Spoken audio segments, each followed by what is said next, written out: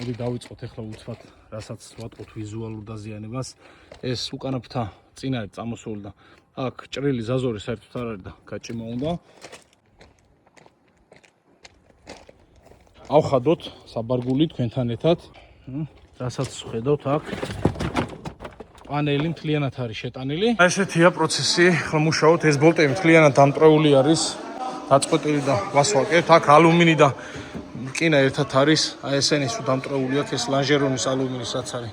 აი ახლა მოკლედ ეს ლანჟერონი არის სანტიმეტრნახევრი დაბლა ალუმინია და ძალიან რთულია ამის გასწორება.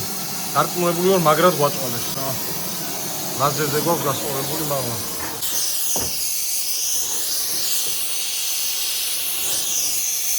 მოკლედ ახლა დავაყენეთ ეს ყველაფერი და პირველი ჩამოხროა ელექტროზე.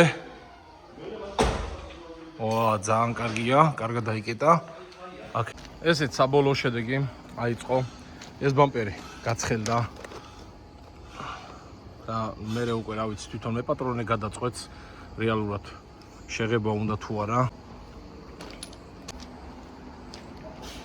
ასე რომ თუ გჭირდება თქვენს ავტომობილზე სარობოტი სათუნუქი სამუშაოები და სამღებრო სამუშაოები, ყველა კასტომერში